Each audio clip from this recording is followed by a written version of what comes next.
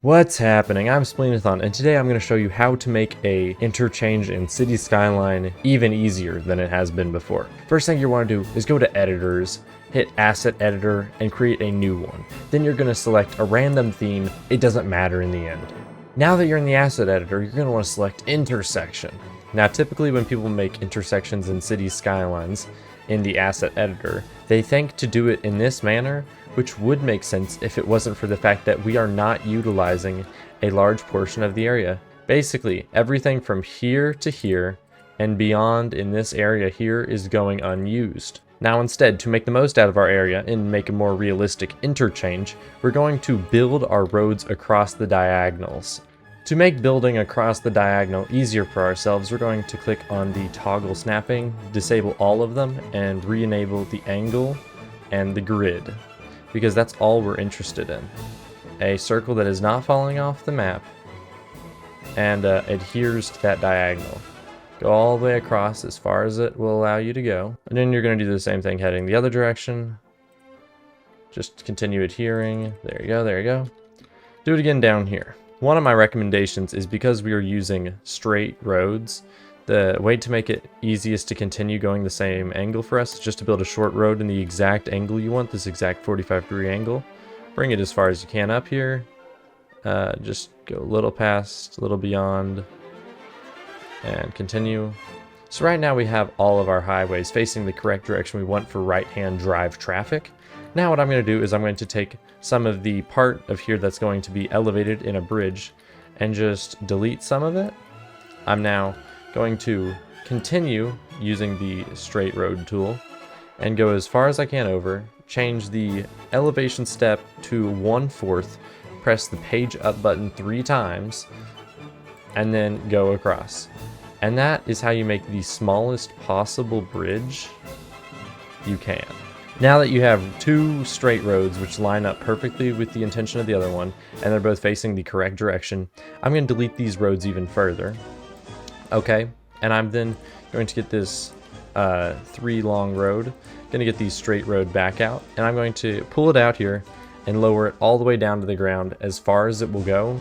And then I'm going to try to make the smoothest ramp I can, which if you see I go beyond a certain point, it stops letting me do. So right here is the smoothest ramp I can do.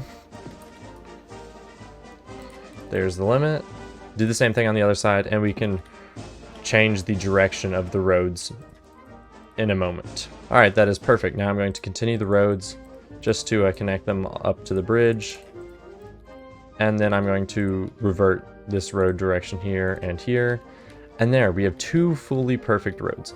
The next thing I'm going to do is I'm actually going to bound in, because this is going to be a Cloverleaf interchange, and I'll justify why in a minute. We're going to stay on the straight road tool. So far, everything we've done is with the straight road tool, by the way. I'm going to click on here, the very end of it. I'm going to bring it along to here, and it's perfect. It has made what is our right turn. You may think that's sharp, but in Cities Skylines, you actually cannot make an angle more narrow than 45 degrees. Like you'll see right here, that is a 45-degree turn, at least at that point there. So it's no sharper than this. I'm going to continue this trend with the remainder of these, and then I'll show you how to do the cloverleafs in just a moment. Alright, we are ready to do the cloverleafs. I like to do them at a point which is really obvious, and for me that's where this section of road starts to become a bridge. So I'm going to switch over from the straight road tool finally to the freeform road. I'm going to go out at the 45-degree angle. I'm going to curve it out just to about this point here, and I'm going to bring it back down to there. I'm going to prefer to keep it at an angle, even if it's sharper than 45 degrees, to give just as much merging time here as possible. On second thought, I'm not doing that. So I'm going to grab, and I'm going to go to this node right here at the end of the bridge. And I'm just going to make a 42-degree angle, which is going to round up to 45 degrees anyway. Bring it to here. And bring it to here. And so that's 45-degree angles at both of those points. Gonna do the same thing here, and I'm gonna work backwards, and I'm gonna fix the mistake in a moment.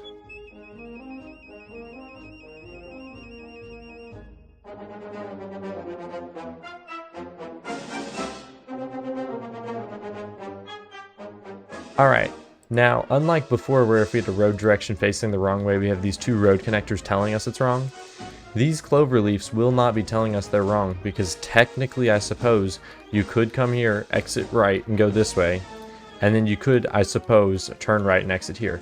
We don't want that to happen, however. So we want to change the direction of this cloverleaf, insofar as that these two will meet up, and they will go on as three, and these three will meet up, and they will break off. So that is incorrect, and this one down here also faces the wrong direction.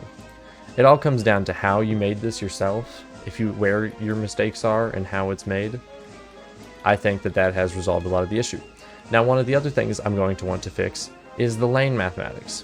There's a concept called lane mathematics, and you'll really only be able to obey lane mathematics if you have the mass transit DLC, at least for highways. Say here where there's 2 lanes of highway and a third lane meets up with it and it becomes 3 lanes. So 2 plus 1 is 3, and then 3, and you have this 1 breaking off, so 3 minus 1, it's saying this would be 2.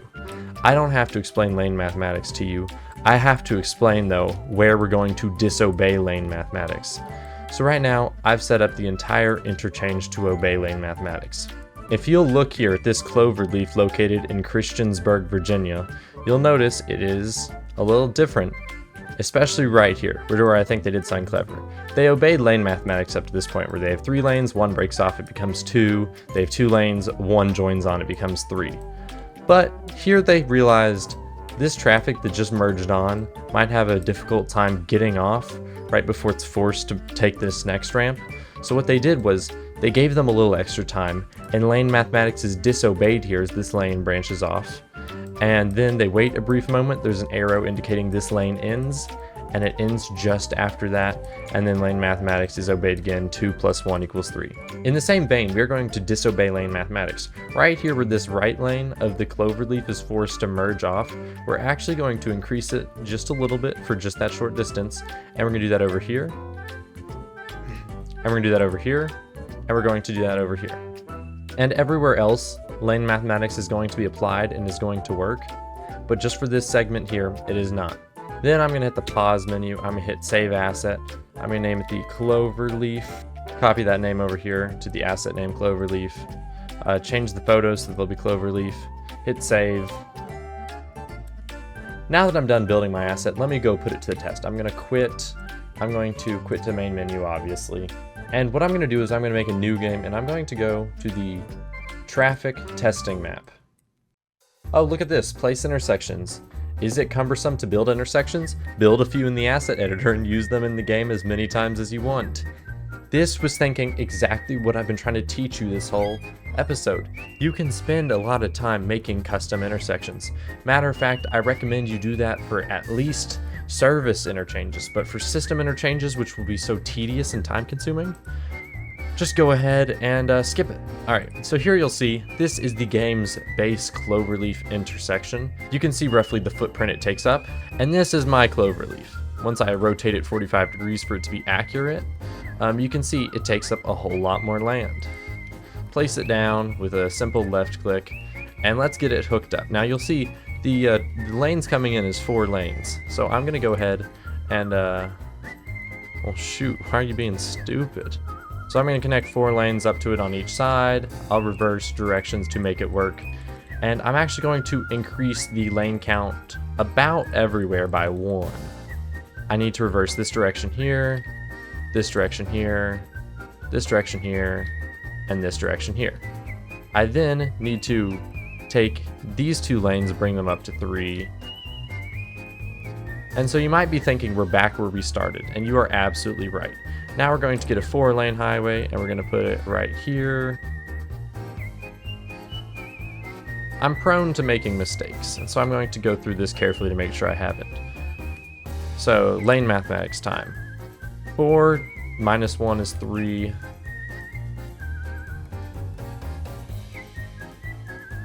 And 3 plus 1 is 4. We have obeyed lane mathematics here. And let's just bring the traffic in now. I'm going to resume the game now on the traffic testing map just so you can see how much usage each of the lanes get, how our cloverleaf here, because it takes up a larger footprint than the base game one, will not generate traffic nearly as bad. Matter of fact, it's so good at tackling traffic, there are no vehicles out here. Let me just check vehicle routes to make sure. All right, we got people coming from all sides. I think that means it's about to get kind of busy here. As you can see, this is a relatively busy highway interchange. You got traffic coming in, you got traffic leaving. But one of the important things is that all of the traffic is itself not generating any backup. There's no congestion, if you will. It's busy, but it's working pretty dang well. That is why you'll see cities like Louisville using a lot of these. Matter of fact, in my 5 drives to Louisville last week, I saw a lot of cloverleafs and I had to negotiate them, and they were honestly not that bad. I'm sure maybe during rush hour it's a little worse, if you don't account for the fact that I was in Louisville during rush hour. So cloverleafs get a bad rap because the people who build them in city skylines are typically stupid. We are not stupid. I'm not stupid, and my audience is not stupid, and by watching this, you are my audience. One of the things I want to do is compare the 2 sizes of these interchanges. My cloverleaf, all right, let's make it daytime again, please, for my explanation to make sense. Can't see garbage. Wait a minute, isn't there a feature in the game options? Day-night cycle? There. The day-night cycle is gone now. Here I'm successfully trying to illustrate the difference in size between my cloverleaf and the base game's cloverleaf. My cloverleaf is large and gives people space to do what they need to do. The base game's cloverleaf has the narrowest merging zone, the narrowest ramps, the sharpest turns. I know this turn right here has a speed limit of 15 miles per hour for how sharp it is. At least my turn has a speed limit of 30 miles per hour. And so here on the interchange test map, let's see if I've passed the test. We have 14% traffic flow right now, which is not very good, I will not lie to you. So the traffic is all backed up on the cloverleaf. The cloverleaf is at fault, is it not? No, it is not at fault. Because you'll see no one is backed up on these ramps here. It is not the cloverleaf's fault that there is backing up. It is the stupid stoplight someone put on the highway that does nothing and is red for most of the time anyway. That's actually a thumbnail and a half right there. So now we're down to 9% traffic flow. I think what I want to do now is I'm just going to pause. Going to change this. Hit stop. I'm going to change this here to 1. Now I'm going to change this here to a couple thousand. Going to start. It's going to begin its countdown. And traffic is going to be able to flow right out of here. So it's taking a moment, but the traffic itself is beginning to clear out. And so now you can see, just as the traffic jam came, the traffic jam is now gone. It has 82% flow rate, which is what a default map will have. So I think we've basically made it flow perfectly, free flowing as it truly were, compared to before where I put stoplights. So this is truly the nature of the cloverleaf. You saw the bad traffic. The bad traffic wasn't caused by the cloverleaf itself. The bad traffic was caused by outside factors. It stands to reason then that the cloverleaf itself does not generate bad traffic and only outside factors do. So as long as your cloverleaf here is built without an exit ramp immediately after or anything else that's causing traffic to back up onto the highway, there will be no traffic backup caused by the cloverleaf itself. And so for that reason, I think this is a very good design. This is a very practical design, a significantly cheaper design, and it's all around very simplistic and kind of pretty. I hope you learned something not only about the Cloverleaf interchange, but also how to make interchanges in the asset editor. I hope you learned what kind of decisions you need to take into effect when you are planning a city and city skylines, especially what to name your highways. I'm going to name this one the Ascending : and I'm going to name this one Descending : I think that's a good place to end this video. Hope you enjoyed. Make sure to like and subscribe to become a super subscriber. Share this video with anyone you think may enjoy it, and I'll never see you, but I hope you'll see me in the next video. Goodbye.